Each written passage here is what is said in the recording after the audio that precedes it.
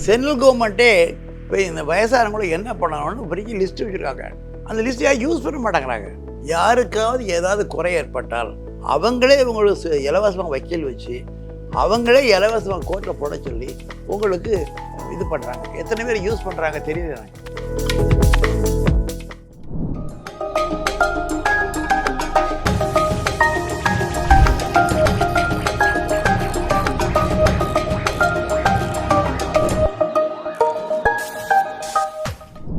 தென்றல் வந்து என்னை தொடும் என்று கவிஞன் பாடினான். இன்று பூங்காற்று என்னை தொட வந்திருக்கின்றது. பூங்காற்று நேயர்களுக்கு எனது இதயம் கனிந்த மனம் விரும்பும் வணக்கம். நான் பிறந்தது முல்லை மணக்கும் முகில் விளையாடும் நெல்லை மாவட்டம் அம்பாசமுத்திரத்திலே. தாமிரபரணி பொதுகையில் பிறந்து அம்பை வழியாக வருகின்ற பொழுது அந்த அம்பையில் உள்ள நீர் அவ்வளவு தெள்ளு தெளிவாக இருக்கும். அந்த சூழ்நிலையிலே நான் பிறந்தேன். பின்பு அங்கிருந்து நெல்லையிலே எனது தந்தை வேலை பார்த்து வந்த காரணத்தால் நெல்லையில் இருந்து படிக்க ஆரம்பித்தேன். முதலில் படிக்கும் பொழுது எலிமெண்ட்ரி ஸ்கூல் என்று சொல்லக்கூடிய முனிசிபல் எலிமெண்ட்ரி ஸ்கூலிலே படிக்க ஆரம்பித்தேன். அன்று படிக்கும் பொழுதே முதல் பீரியட் என்ன வரும்னா, ஓரோன் 1, ஈரோன் 2, மூவோன் 3 என்று பாட்டாக வாய்ப்பாடு கற்றுத்தரப்படும். இன்றைய வாட்ஸ்அப்போ அல்லது கால்குலேட்டரோ அன்றைக்கு இல்லை. அப்படி படித்தது விளைவு என்னென்னா, வாய்ப்பாடு எங்கள் மனப்பாடமாக இருக்கும். 13 169 அப்படின்னு சொல்லக்கூடிய அளவுக்கு மனதிலே வாய்ப்பாடு பதிந்திருக்கும். அதற்கு பின்பு குரு என்று சொல்லக்கூடிய வாத்தியார் என்றாலே அந்த மரியாதை, குருவை பார்த்த உடனே ஒரு தெய்வீக உணர்வு என்பது சின்ன வயதிலேயே மனதிலே புகுத்தப்பட்டு வரும். அப்படிப்பட்ட சூழலிலே நெல்லை முனிசிபல் ஸ்கூலில் படித்து, பின்பு முனிசிபல் ஹையர் எலிமெண்ட்ரி ஸ்கூலில் படித்து, அதன் பின்பு ஓராண்டு கோயம்புத்தூரில் உள்ள பங்கு முனிசிபல் ஸ்கூலில் படித்து, அதன் பின்பு நெல்லை ஷாஃப்ட்ரே ஸ்கூல் என்று சொல்லக்கூடிய கிறித்துவ பள்ளியிலே 8வது வகுப்பில் தொடங்கி எஸ்எஸ்எல்சி வரை படித்து முடித்தேன். அதன் பின்பு மரிதா இந்து கல்லூரி என்று வழங்கக்கூடிய எம்டிடி இந்து காலேஜிலே இன்டர்மீடியட் படித்து தொடர்ந்து பட்டப்படிப்பை படித்து எனது பட்டப்படிப்பை முடித்தேன். பட்டப்படிப்பை முடித்த உடனே அன்றெல்லாம் ஆசிரியர் வேலைக்கு அவ்வளோ மதிப்பு இருந்ததாலே ஆசிரியர் வேலை படிக்கலாம் என்று நினைத்திருந்தேன். ஆனால் சென்னையிலே எனது அண்ணன் வேலை பார்த்து வந்த பொழுது நான் சென்னைக்கு வந்திருந்தேன். அங்கு எனது மாமா ஒருவர், நீ நன்றாக படிக்கிறாயே, சாதாரணமாக பிஏ படித்து முடித்தால் வேலையெல்லாம் கிடைக்காது, வாழ்க்கையில் பின்னாலே கஷ்டப்பட வேண்டியிருக்கும், அதனால் பேசாமல் சட்டக்கல்லூரியில் சேர்ந்து விடு என்று சொன்னார். ஆக சட்டக்கல்லூரியில் யாரிடமும் சொல்லாமல் பேசாமல் சேர்ந்து விட்டேன். சட்டக்கல்லூரியில் படிக்கும்போது அதில் ஒரு ஆர்வம். முதலிலே சட்டத்தில் நுழையும் போது ஏதோ கண்ணை கட்டி காட்டில் விட்டுற மாதிரி இருக்கும். ஏன்னா சட்டம் என்பது ஒரு கடலை போன்றது. எதை படிப்பது எதை விடுவது என்று தெரியாது. அப்படி நிலையிலே சட்டக்கல்லூரியில் படித்தேன்.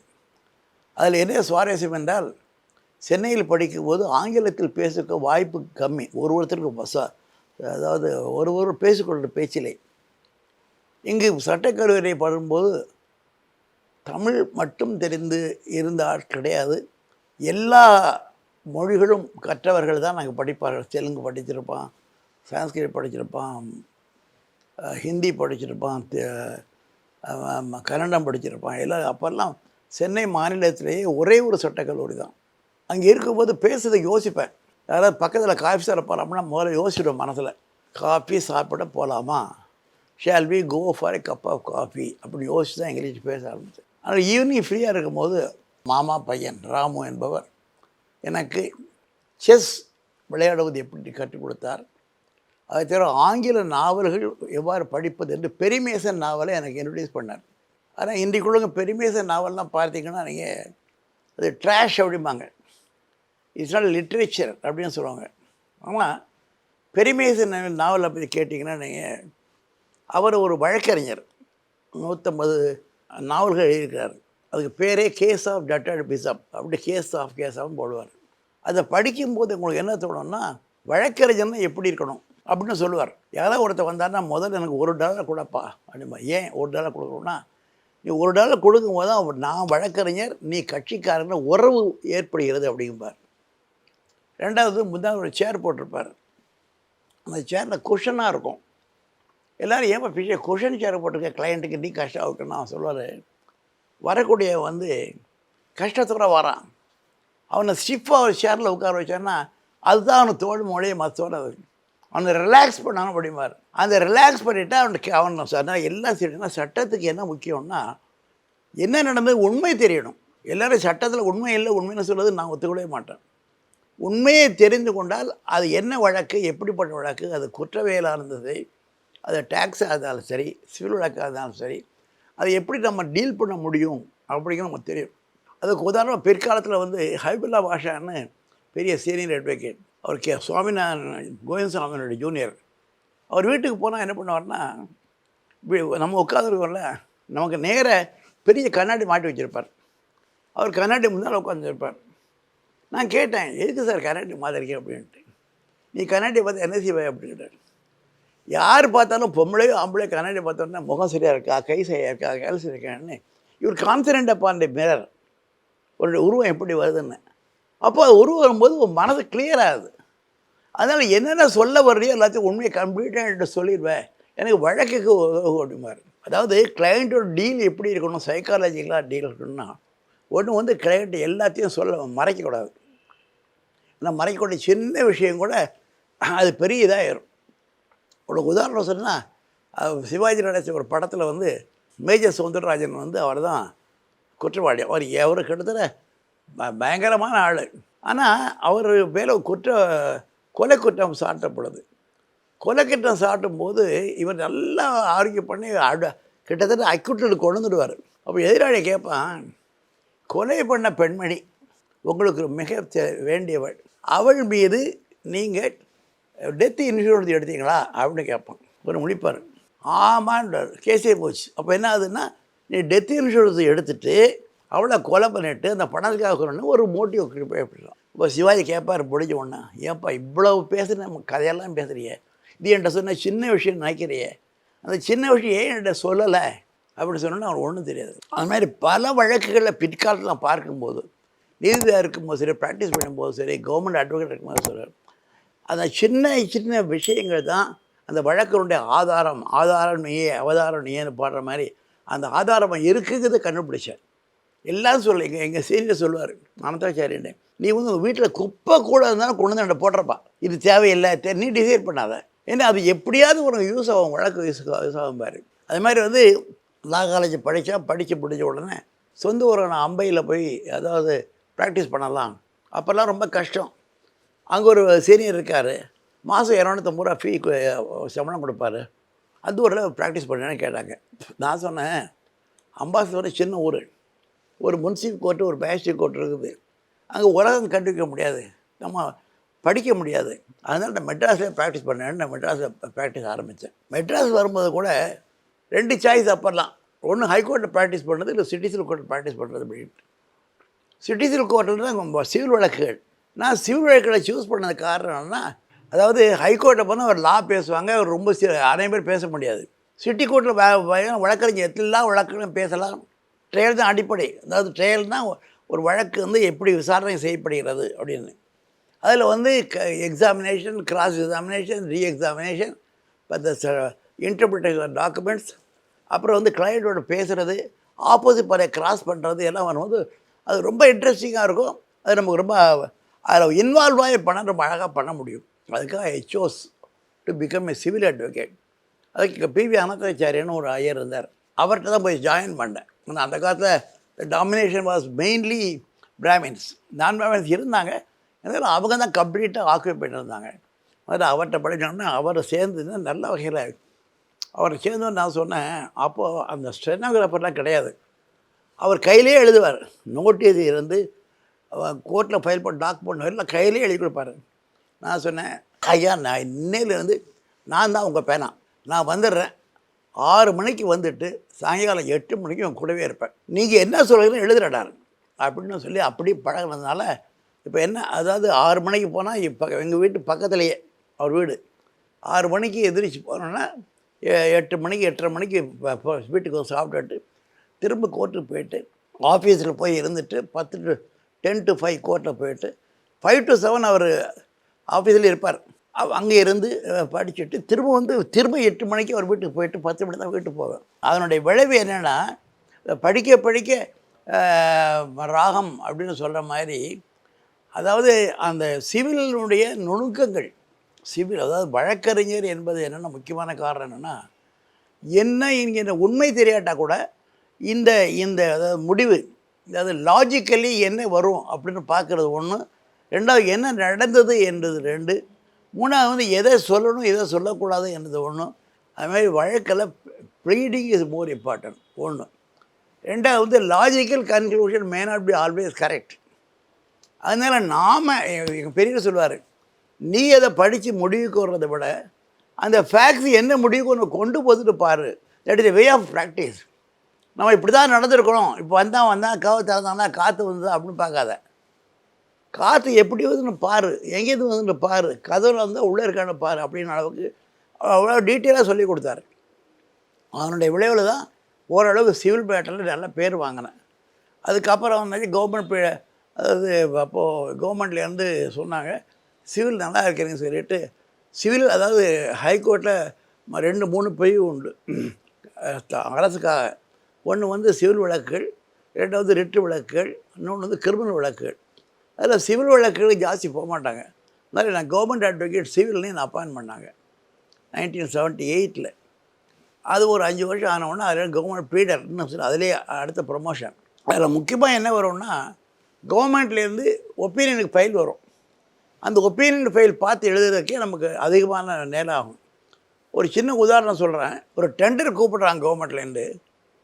அந்த டெண்டருக்கு டெபாசிட் பண்ண உங்களுக்கு தெரியும். அந்த டெபாசிட்டை அவனுக்கு டெண்டர் கிடைக்கல. சரி, டெண்டர் கட்டின பணம் 6 லட்சம் என்னமோ திருப்பி கேட்குறான், கவர்மெண்ட் கொடுக்க மாட்டேங்கான். அந்த ஃபைல் என்கிட்ட வருது. நான் செக்ரட்டரி கூப்பிட்டு கேட்டேன், ஏன் சார் டெண்டரே கொடுக்கல, அவன் பணத்தை நீங்கள் வச்சு என்ன செய்ய போகிறீங்க அப்படின்னு கேட்டேன். இல்லை சார் நாங்கள் அப்படி ஒன்று என்ன பண்ணினார், இல்லை நீங்கள் ஒப்பீனியன் கொடுத்துட்டு நான் கொடுத்துறேன்டார்.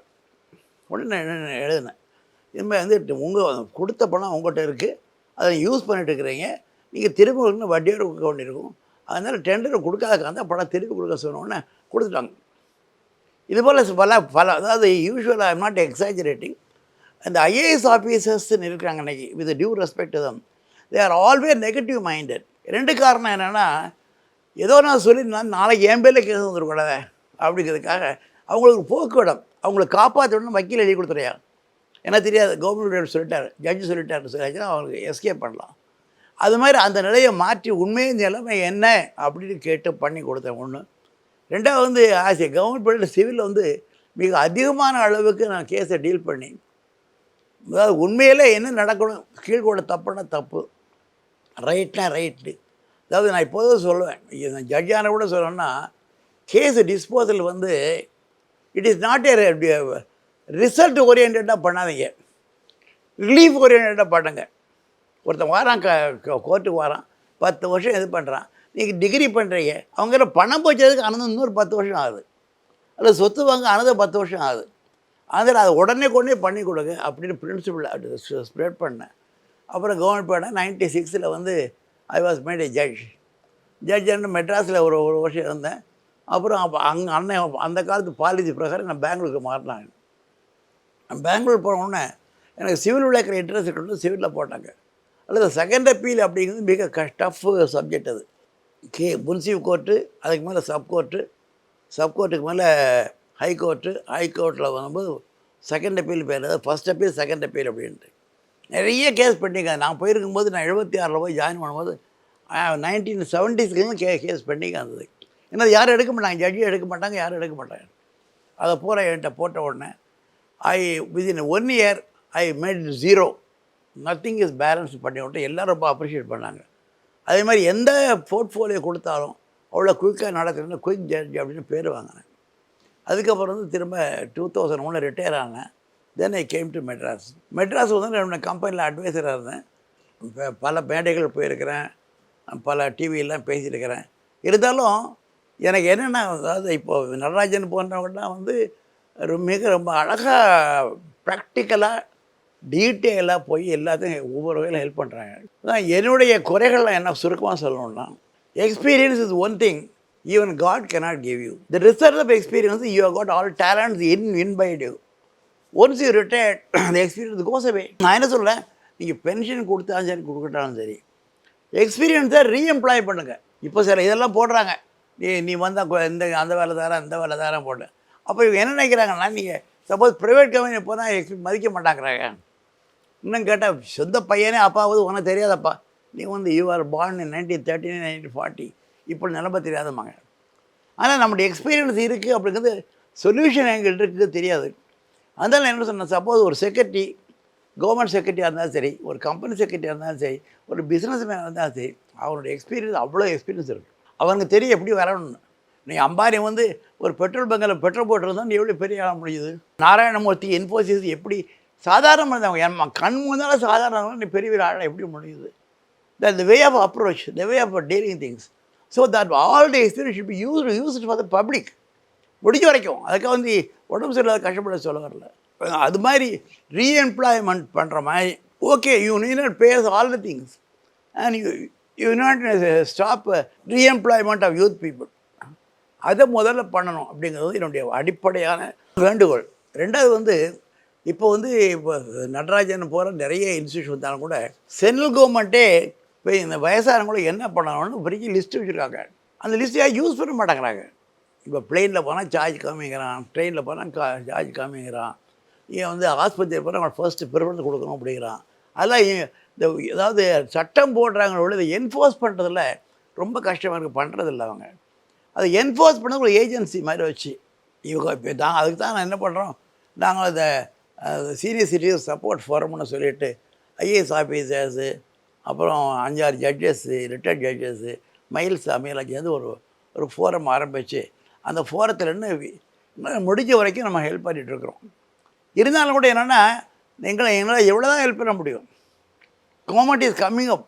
அவங்க என்னமோ ஏதோ வர அந்த ஆர்டர் பண்ணிடும் இது பண்ணுறோன்னு சொல்லி அது they got A material, but work பண்ணுற ஆள் இல்லை, அந்த மைண்ட் இல்லை பீப்புளுக்கு. அதான் மனித வளத்துறை என்று சொல்லியிருக்காங்க. அவங்க என்ன பண்ணுறாங்க, ஓல்டேஜ் ஹோம் அப்படின்னு சொல்கிறாங்க. ஓல்டேஜுக்கும் பணம் கொடுக்குறாங்க. நீ என்ன பணம் கொடுத்தா போதுமா? இப்போ செல்ஃப் எம்ப்ளாய்மெண்ட் ஸ்கீம்னு சொல்லிட்டு லேடிஸ் வச்சுருக்காங்க. அங்கே எவ்வளோ ப்ராப்ளம் இருக்குது, எவ்வளோ பேர் எவ்வளோ லாவில் ப்ராப்ளம் இருக்குது, எத்தனை பேர் கோர்ட்டில் போய் என்ன பணம் பண்ணிக்காங்க. அதாவது சட்ட உதவி மையம் அப்படின்னு சென்ட்ரலில் இருக்குது, நம்ம மெட்ராஸில் இருக்குது. இப்போ அது எல்லா கோர்ட்லேயும் டிஸ்ட்ரிக்ட் கோர்ட்லையும் இருக்குது. யாருக்காவது ஏதாவது குறை ஏற்பட்டால் நீங்கள் வக்கீலுக்கு போக வேண்டாம், செலவு பண்ண வேண்டாம், அங்கே போய் அந்த டேட்டில் போய் உட்காந்து பெட்டிஷன் கொடுத்தீங்கன்னா அவங்க ஆப்போசிட் பார்ட்டியை கூப்பிட்டு பேசுவாங்க, கூடி மட்டுக்கு செட்டில் பண்ணுவாங்க. அப்படி செட்டில் பண்ண முடியலைன்னு சொன்னால் அவங்களே உங்களுக்கு இலவசமாக வக்கீல் வச்சு அவங்களே இலவசமாக கோர்ட்டில் போட சொல்லி உங்களுக்கு இது பண்ணுறாங்க. எத்தனை பேர் யூஸ் பண்ணுறாங்க தெரியல எனக்கு. இப்போ நாங்களும் அது மாதிரி ஆரம்பிச்சிருக்கோம். இன்ஃபேக்ட் எங்கள் ஃபார்மில் ஃப்ரீ லீகல் எய்ட் கொடுக்குறோன்னு சொன்னோம். இப்போ 2 கேஸு நாங்கள் சால்வ் பண்ணியிருக்கோம். ஒரு வீட்டில் ஒரு மருமக, அந்த அவருடைய கணவனை இறந்து விட்டாங்க. கணவனுடைய சிஸ்டர்ஸு, கணவனுடைய அம்மா எல்லோரும் இருக்காங்க. இந்த பொண்ணு இங்கே வீட்டில் இருந்தது, குழந்தை கையில் குழந்தை வச்சுருக்கு. அந்த பொண்ணை விரட்டிட்டாங்க வெளியே. லாக் பண்ணிட்டாங்க, உள்ளே போக முடியல. பெரிய என்ன பண்ண ஒன்றும் முடியல. எங்கள்கிட்ட வந்தாங்க. நான் சொன்னேன் அதுக்கு வழி இருக்குமா, சட்டம் அதாவது எப்போ என்ன சொல்லுவோன்னா சட்டம் இவர் பரமகுரு சொல்லுவார், நாங்கள் உங்கள் நண்பன்னு சொல்ல போலீஸ்காரன் மாதிரி சட்டம் உங்கள் நண்பங்க மறக்கூடாது. உதாரணமாக வயதானவர்களுக்கு பையங்க உதவி பண்ணலைன்னு சொன்னால் அவங்கள ஜெயிலில் போடலாம். பையங்களோட சொத்து இருந்ததுன்னா சொத்தை பறிமுதல் பண்ணலாம். அது மாதிரி சட்டமே இருக்குது. அவங்க ஒன்லி திங்ஸ் அவங்க இல்லைன்னா மேஜிஸ்ட்ரேட் கோர்ட், சப்போஸ் அப்பா வெளியே போட்டாங்கன்னா மேஜிஸ்ட்ரேட் கோர்ட்டு போனால் ஒன்றும் கேட்க மாட்டாங்க, நேராக வீட்டுக்கு கொண்டு போய் அப்பா வீட்டு விட்டுவிட்டப்படலைன்னா உன்னை ஜெயிலு போட சொல்லுவாங்க. அந்த மாதிரி ஏகப்பட்ட ப்ரொவிஷன்ஸ் இருக்குது. அது மாதிரி இந்த கேஸ் என்ன பண்ணோம், நேராக போனோம், மேஜிஸ்ட்ரேட் கூட பெட்டிஷன் கொடுத்தோம், நீ போமா உள்ளே போய் பார்க்கலாம் அப்படின்னோம். சரின்னு இந்த அம்மா போய் குழந்தைகளை உட்காந்துச்சு. இப்போ ஒன்றும் நடக்கலை, அவங்க சும்மா இருக்காங்க, பேசாமல் இருக்குது.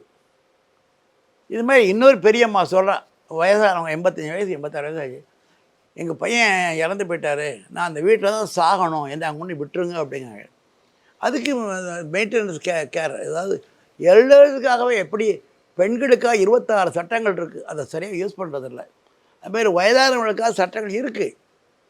நான் என்ன சொல்கிறேன்னா, அதாவது கடைபிடித்தேன்னு கொள்வாரன்னு வள்ளாரார் சொல்ல மாதிரி சட்டங்கள் இருக்குன்னு அதை சரியான வகையில் நீங்கள் பயன்படுத்த மாட்டேங்கிறாங்க. அதுதான் நாங்கள் சட்ட உதவி மையம் வச்சுருக்கோம். அஃப்கோர்ஸ் சில பயம் சேவ் பண்ணுறதில்ல, சில பயம் எக்ஸ்ப்ளாய்ட் பண்ணுறாங்க, அதெல்லாம் வேறு. ஜீசஸ் இருக்கிறலாம் சாத்தான் இருக்கான், சிவபெருமான் இருக்கிற இடத்துல அசுரன் இருக்கான், விஷ்ணு இருக்கிற இடத்துல அங்கே ஒரு துரியோதனன் இருக்கான். அதனால அது இல்லைங்க, அதுக்கு சொசைட்டி அப்படி தான் இருக்குது. நீங்கள் சரியான வழியில் போய் இப்போ இருக்குங்க. இவங்களை இப்போ பூங்காட்டுனா நடத்துகிறீங்க, வழி சொல்கிறீங்க, இங்கே போங்க, இங்கே வாங்க, உங்கள் உதவிக்கு நான் காத்திருக்கிறோம் அப்படின்ட்டு. அது மாதிரி இப்போ இருக்கிற நிலைமையில் வந்து நல்ல நடராஜன் போன்றவர்கள் மிக மிக சிறப்பான உதவி செய்து வருகிறார்கள். அது மாதிரி நாங்கள் என்ன பண்ணுறோம், எல்லா ஹாஸ்பிட்டலும், அப்பல்லோ ஹாஸ்பிட்டல், காவேரி ஹாஸ்பிட்டல், அது மாதிரி வந்து செட்பட்டு இருக்கிற ஹாஸ்பிட்டல், அங்கே போனோன்னா கார்டு கொடுத்து வயதானவங்கன்னு சொன்னோன்னா they are immediately attend that. அது மாதிரி சென்ட்ரல் கவர்மெண்ட்லேருந்து மெடிசன்ஸ்லாம் கூட ஃப்ரீயாக கொடுக்குறாங்க. அதாவது எல்லாம் கொடுத்து கூட அதை உபயோகப்படுறதுக்கு வழி இல்லை, அவங்க பண்ண மாட்டேங்கிறாங்க. அதாவது you can take the horse water, you can make it drink அப்படின்ட்டு. அது மாதிரி நான் ஒரே ஒரு சொல்லணும்னா, உலகத்தில் ஆண்டவன் எல்லாம் கொடுத்துருக்கிறான். அவன் கேட்டான், அதாவது ஒரு கேள்வி கேட்கும்போது ஆண்டவன் போய் கேட்டானான், எனக்கு அது தெரில, இதுகிட்ட ஒரு என்ன கொடுக்கல அப்படி சின்ன உதாரணம் சொல்லுவாங்க. என்ன சொல்லுவாங்கன்னா, மலை மீது தேன் கொடுத்தேன், தினைமாக கொடுத்தேன், மரம் கொடுத்தேன், கடலுக்கு அடியிலே முத்து கொடுத்தேன், அப்புறம் தரையின் அடியிலே நெல் மற்ற காய்கறிகளெல்லாம் கொடுத்தேன். இதில் நீ எடுக்க முன்னாடி ஏன்ட்டையும் வந்து ப்ளேம் பண்ணுறேன்னு கேட்குறாங்க. அது சின்ன உதாரணம்னா, நான் வந்து ராஜஸ்தான் போயிருந்தேன். ஜெய்சல்மீன் பாலைவனமாங்க நான் சர்வீஸில் இருக்கும்போது. அந்த பாலைவனத்தில் பார்த்திங்கன்னா பயங்கரமாக இந்தியாவிலேயும் பெரிய பாலைவனம் அங்கே தான் இருக்குது. அந்த பாலைவனத்தில் உட்காந்துருக்கும்போது ஒரு பெரியவர் வந்து 10,000 பெட் ஹாஸ்பிட்டல் கட்டுறாரு. அது வந்து கேட்டேன், என்ன சார் இந்த பாலைவனம் வந்து 10,000 அடிக்கு ஐ மீன் 10,000 பெட்டு கேட்டிங்களே, இதுக்கு தண்ணி எங்கே சார் வரும்னு கேட்டால் அவர் சொல்லார், தண்ணி மேலே வராது சார், நாங்கள் 20,000 அடி 30,000 அடி கீழே போக போக தண்ணி வருது சார், அதை வச்சு நான் கேட்டுறேன் அப்படின்ட்டார். என்ன அர்த்தம், எல்லாம் இருக்குது மலை, அதாவது காட்டில் தச்சமான அவனுக்கு பிழைக்க தெரியாதுன்னு சொல்லுவாங்க. இறைவன் எல்லாம் கொடுத்திருக்கிறான், அதை எடுக்கக்கூட முயற்சி நீ செய்ய விட்டாலும் யாரும் செய்ய முடியும். இறைவன் கொடுத்ததை அனுபவிங்க, இல்லாத என்பதை எடுக்க வேண்டியதில்லை. இறைவன் கொடுத்ததை அனுபவிக்கின்ற முறையிலே ப்ராப்பர் அத்தாரிட்டி மூலமாக அவைல் பண்ணால் உங்களுக்கு வாழ்க்கையின் நிம்மதி கிடைக்கும். முடிவாக சொல்கிறேன், இந்த வயதானவர்கள் நான் கூட தான் நான் யோசிக்கிறேன், எது என்ன 86 என்ன செய்ய போகிறோம் அப்படின்ட்டு. காலையில் எழுந்திரிச்ச உடனே ஒரு நிமிஷம் அந்த கண்ணாடி தான் நின்றுட்டு, இறைவா எனக்கு வாழ்க்கையை கொடுத்துருக்கிறாய், நான் நான் வாழ்வதற்கு வழிகாட்டு, நான் நிம்மதியாக வாழ்வதற்கு நன்றி இன்னும் மட்டும் சொல்லுங்கள். See the effect of it. அது மாதிரி இரவு படுக்கும்போது, இறைவா இன்று 3 நேரம் உணவு கொடுத்தாய், உல்லாசம் கொடுத்தாய், நான் சினிமா பார்த்தேன், டிவி பார்த்தேன், பேப்பர் படித்தேன், அதுக்கு நன்றின்னு சொல்லி பார்த்தீங்கன்னு சொன்னால் உங்கள் உடம்புல புது ரத்தம் பாயும். இது மாதிரி நாங்கள்லாம் உதவ தயாராக இருக்கிறோம். நிச்சயமாக ஆண்டவன் உங்களை காப்பாற்றுவோம்.